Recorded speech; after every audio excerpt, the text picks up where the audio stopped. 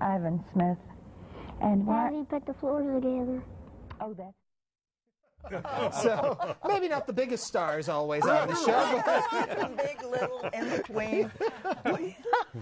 But we people were helping us. We had my theme was you got to have friends, right? And everybody in town was helping us book those people. They knew they were coming. They would call the show. Now, as time went by, all of New York knew our show, and we were getting all the good celebrities from the PR people in New York and around the country. But in the beginning, everybody was helping us. Yeah. Everybody wanted to help. Talking about celebrities, and just to illustrate how the more things change, the more they stay the same, I would like to see a show of hands of how many of you have interviewed or worked with Carol Channing. Oh, brother. 1, 2, 3, 4 times. All of us. Oh, my God. No matter which generation of show, she has been on one of our programs. Absolutely. She was on. I had Jim Lovell on the show, and Channing was on, and she took over. Well, Jim. She goes into this thing, and I just sit there. You know, she did 30 minutes with Lovell. I just smiled. It was great. Yeah. You know that I interviewed her last week. Yep, and we've taped her for an episode of interviews. I did. So she has been a constant in this town. But Jim, also I heard Marcel Marceau. Well, Marcel Marceau was a tough frequent interview guest on our show. I had known him for some years when I was the general manager of Society for the Performing Arts, and I knew that when he was off stage, he was a very talkative person. And I suppose it was also suppressed feelings because he was absolutely silent as a mime on stage. We would get him on the show, though, and we'd start taping him, and he would talk, sometimes for an hour, long after the 7 or 8 minutes of the footage that we wanted to use were done and in the can. But he would just keep on going, and I would keep nodding, and I think the cameraman would walk away probably, but he enjoyed the conversation. Being Channel 8, we have a photo of your show. We don't actually there have he the is. footage. Yes, indeed. But there it is, you and Marcel Marceau. Well, he's doing all the talking, I promise. Was there some key to the success of those shows in connecting with the community in those times that you folks were all on? Well, we were important to them. I mean, that's the thing, as they're saying. They all came to us because I had a talk show in 26, 10 years before Warner had started her thing. Gottlieb before me, God rest him. And I mean, Houston was funny. We knew Houston was important. Nationally, they knew it was important. Dallas didn't think we were important, but we didn't like Dallas anyway. So I mean, they came, and the people that showed up was amazing, and they wanted to be here. They wanted to promote their product. We didn't get the prima donnas that seem to be out there now as years later when we started going to L.A. and New York recording, a whole different ball game. But and just funny things happen. I mean, I had Robert Mitchum.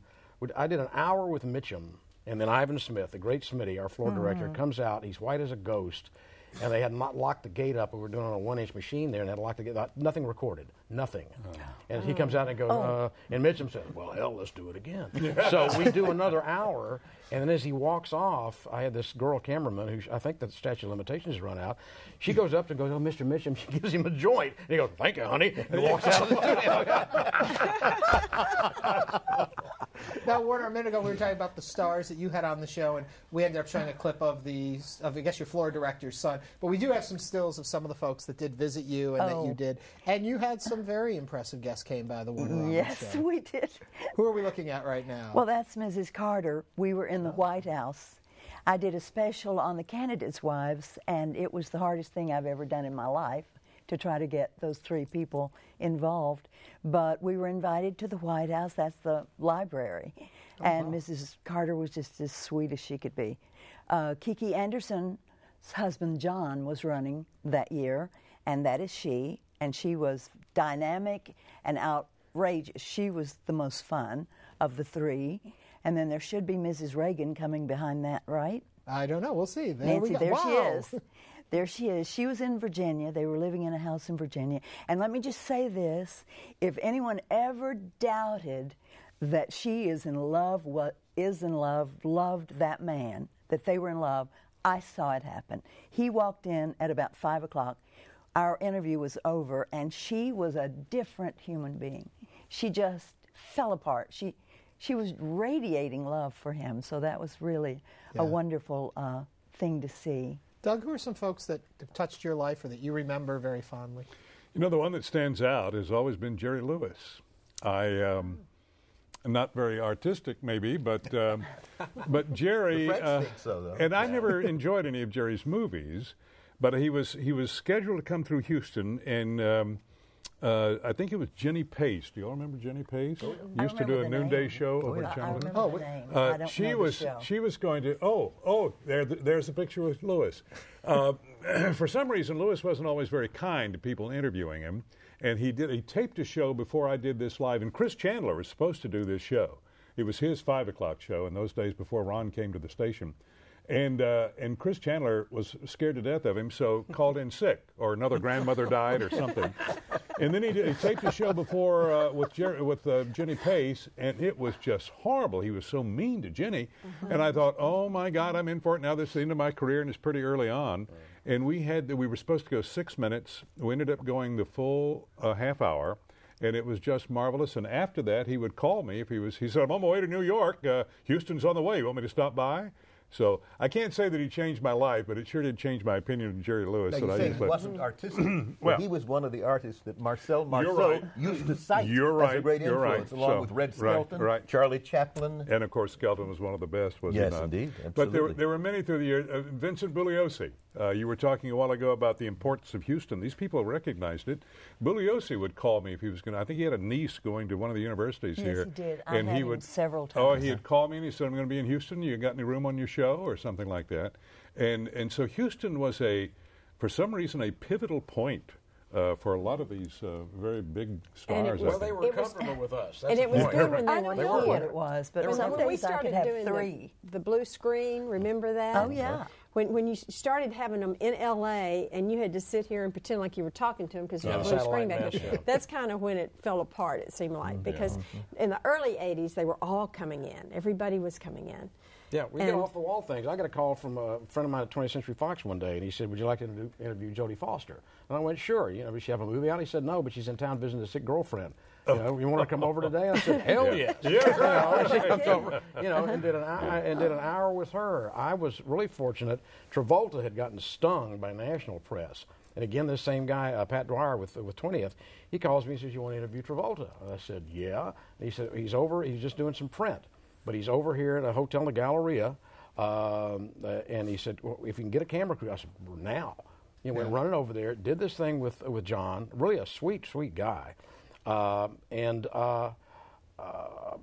next week, I'm in New York on a press junket, and some guy comes in and said, man, I just interviewed Travolta, it was great. And I said, cool. And he said, I asked him how come he hadn't been doing interviews in a long time. And he said, because the press was hammering me. But I met this really nice guy in Houston and made it feel like it was okay to do it again. Yeah. And that's one of my proudest moments. I mean, But I took it as a pride. I know all of us did when they used to call Houston the biggest country town in the world. But we're good people here, and they recognize that. Yeah, we're talking about all that. We had John.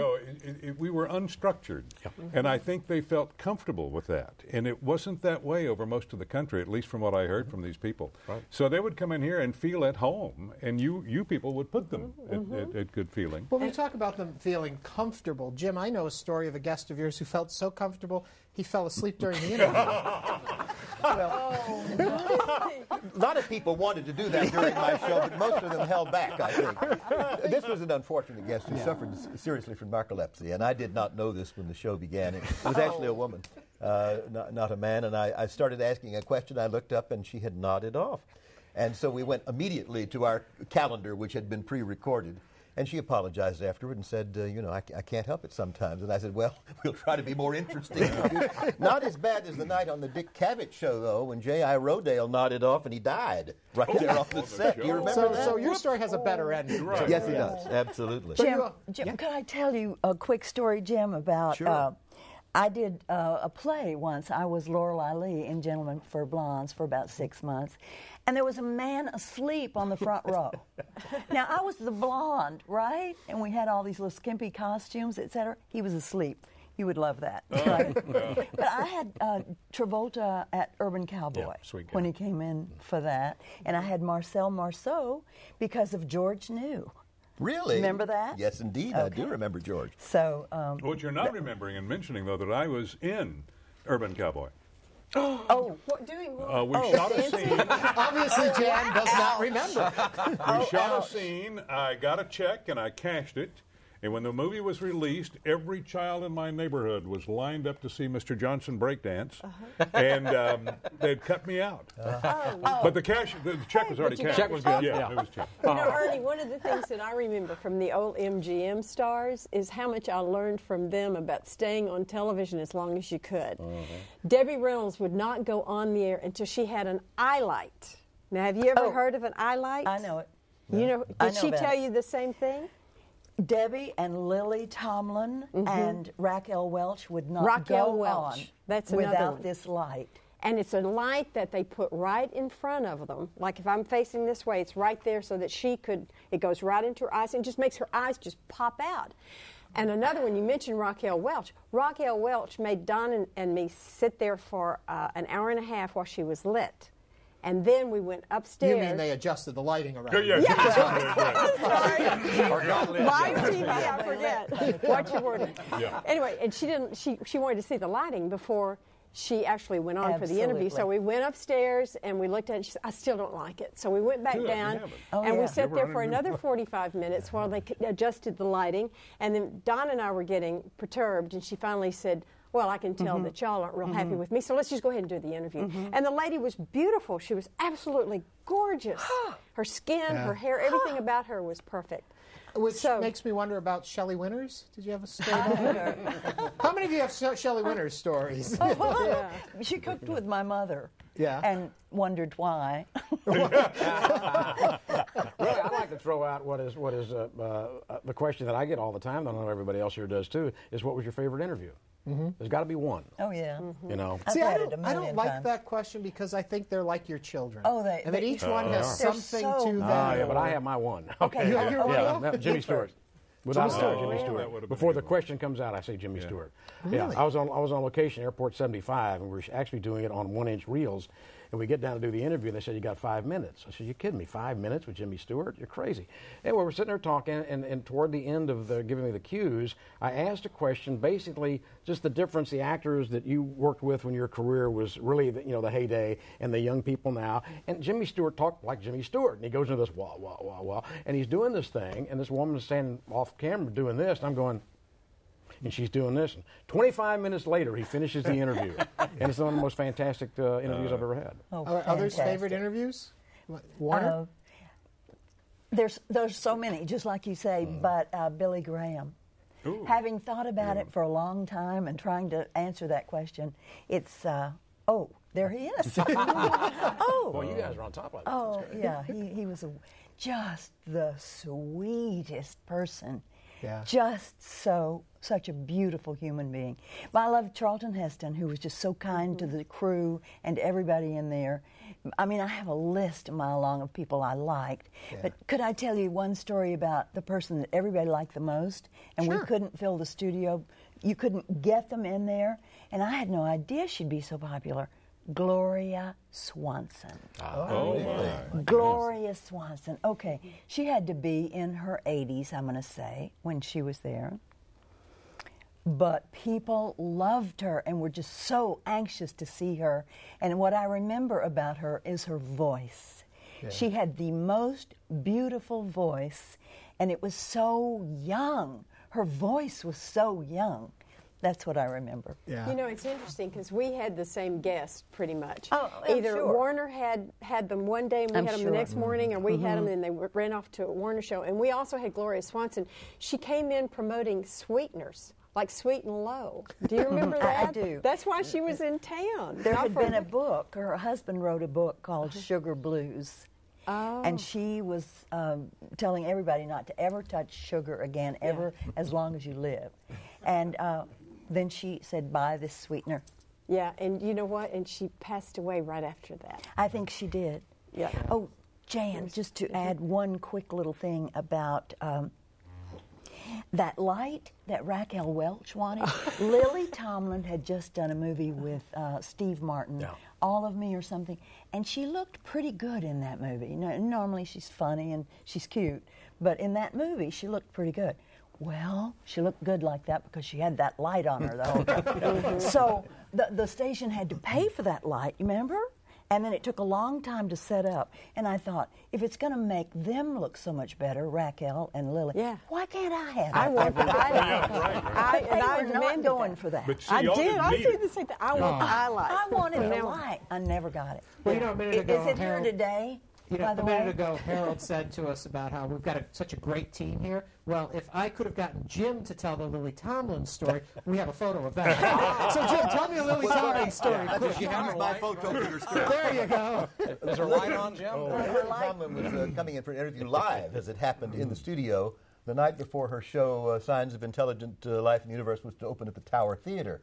Seconds before we were to go on the air, a storm hit and knocked the station off the air. So we were unable to do the broadcast. I thought she would just pick up her bags and go home, but she said, no, let's just tape it, and even if it won't help the show, we'll go ahead and do an interview. And I was so pleased. Our floor manager had asked if I could get her to do Edith Ann, and she did a whole 5-minute bit doing Edith Ann on camera, which was absolutely wonderful. Fantastic. You know, the guests you remember, I guess, with the most fondness are the ones that interact with you and are there not just to promote something, but to have a real conversation. Have a fun time. Tommy Tune, whom I went to school with at Lamar High School, was certainly a guest like that. Hermione Gingold, she was a real hoot, if you remember her. She was absolutely fantastic. John Houseman was a great interview. Told me about his life in Galveston before he became John Houseman. He lived there as an importer, as a matter of fact, for 2 or 3 years, which came as a surprise to me.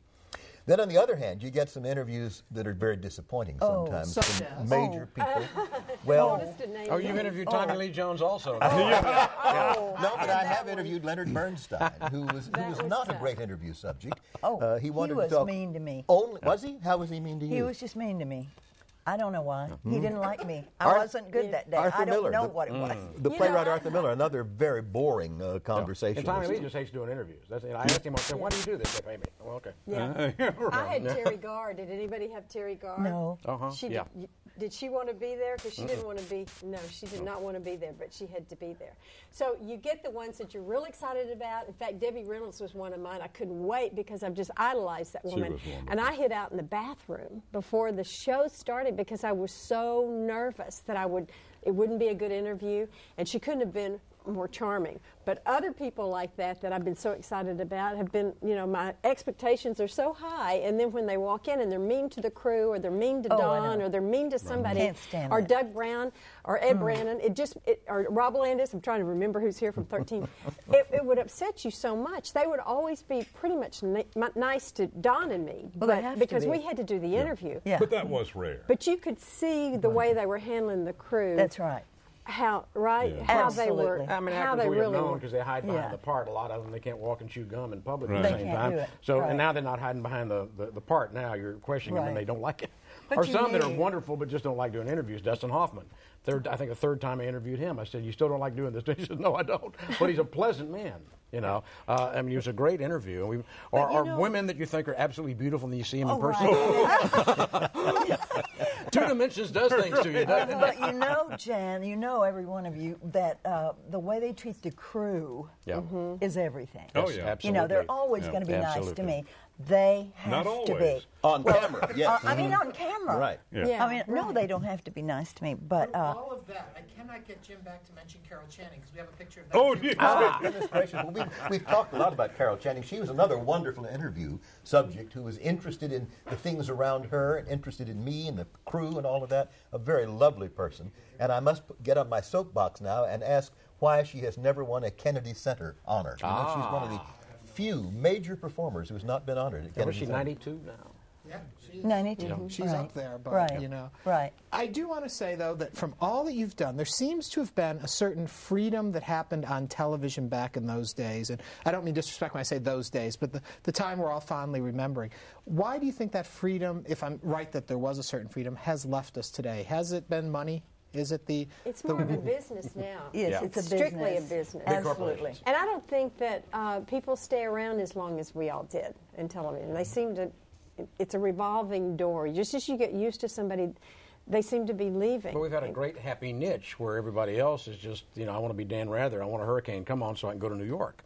I mean, it is. They're coming through. They're passing through. Well, it's a lot more competitive today, too. You Sure. have 200 cable channels that are vying for the audience attention. But that in should those not days, we had matter, six, though. Well, we That had should 6 not or 8 matter. stations, and everybody in the community was watching one of those 6 or 8 stations. I think part of it is that in those days we were still feeling our way.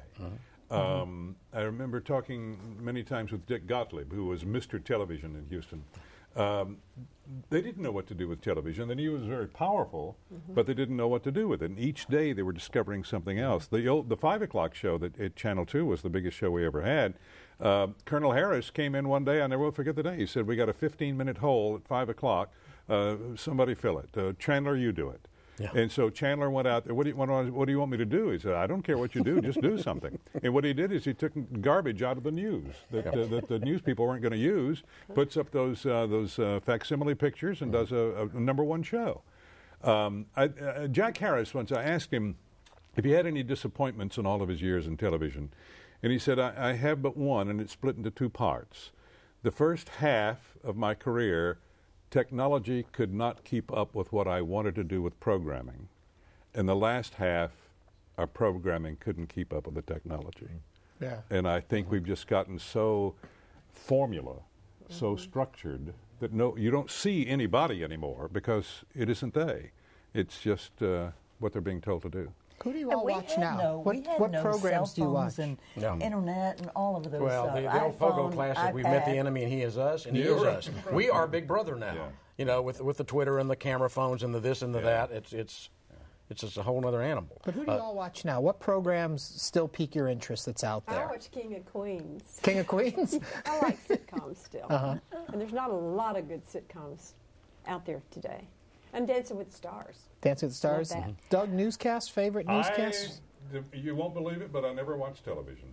Really? All of our friends say, you were in it for 34 years. How come you don't watch it? I said, I know how they do it. But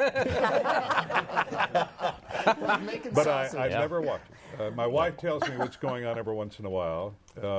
I did keep up with Ed Brandon for a bit after I retired. I'd never seen Ed Brandon or Doug Brown on the air. I will say, if you don't mind me mentioning this, Doug Brown is in the audience. Doug Brown was the #1 guy in Waco years ago. #1. Yay, Dougie. My grandmother loved Doug Brown. I mean, worshipped him. My grandmother in later years moved to Houston, and I swear to you, I'm convinced she never watched me. She watched Doug Brown.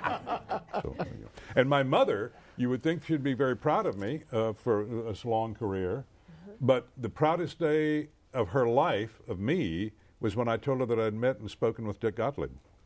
That was, you spoke to Dick Gottlieb? And that was all I ever needed to do for my mom.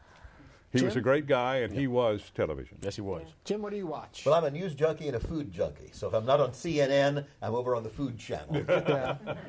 Warner? Interviews. Oh, what show is that? That's somebody like Ernie Manouse, the star. That's the star in our city right now. Said that. It took me to 4 of you to get that answer. Harold, what are you watching? Well, aside from your show, it's good really, save. I just escapism. Honestly, the news just irritates me no end. When somebody sticks a camera and a microphone in front of some woman who's lost a loved one and goes, "How do you feel? How the hell do you think she feels?" I hate that. Me. I watch Ward because I like to call Dave up and poke fun at him, but then the rest of it really escapist stuff, NCIS, things like that. Action, Glee, musical stuff. We have our little list. Thank goodness for Uverse because I travel so much, but. Really kind of escapist stuff. Just get my mind off of, I already read the paper this morning. I'm depressed. I'm depressed beyond belief. So entertain me tonight. Let me escape. Yeah. Let me catch everybody up on what you're all doing today. So I'll start with Jan.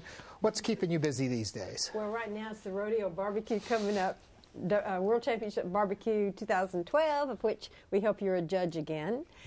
And just to kind of pat ourselves, we raised over $2 million in 3 days last year. Oh, wow. That's one thing. So all the best of scholarships with the rodeo. That's just the barbecue. Well, that's one thing that impresses me so much about all of you and the work that you've done is how much goes back into charity, how much work all of you put into charity. Warner, I mean, you do amazing things with charity. Thank you. Well, that's my heart. Yeah.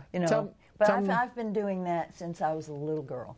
Yeah. I just feel like it's what I love to do. So I'm always grateful to be able to do something to help somebody. That's what I like. Yeah. I write for a couple of magazines. I keep up with the social book, which I created in Guess which I've never been in, by the 96. way. Oh, I'm going to do covers on everybody here today. Now's my chance. My last cover was Matthew McConaughey. Not my last one, but one, recently. And I've been in 7 movies now. And I get some little checks, Doug. Little checks. Mailbox money. But that's fun. And Did you get cut out like Doug did? Or I No, she haven't makes yet. all of hers. That's a pretty face. Yes. I work all the time, and I love it. I love Doug, it. what keeps you busy these days? I do plays when they ask me to do them. I've been in 2 or 3 little movies, small parts. But for the most part, I do what my wife tells me to do. It's the secret of a long, happy marriage. And the list grows daily. And I even told her recently, I said, I will die, and this list will not be completed. Do not let the future husband see it. He will leave you in a minute. Harold, what's keeping you busy? I discovered pre-recorded radio, which I like. I've got a show called Texas Outdoor News. It's been on now going on 20 years, syndicated around the state. And another show, The Automotive Reporter, also syndicated.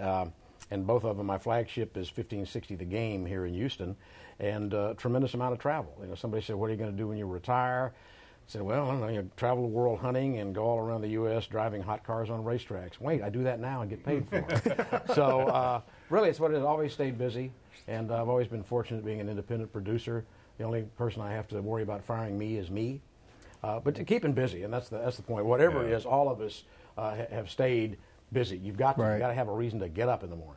Jim, I'll let you bring it home for me. Well, for years I have been constructing crossword puzzles. It's something I started doing when I was a member of the acting company at the Alley Theater, and my parts kept getting smaller and smaller.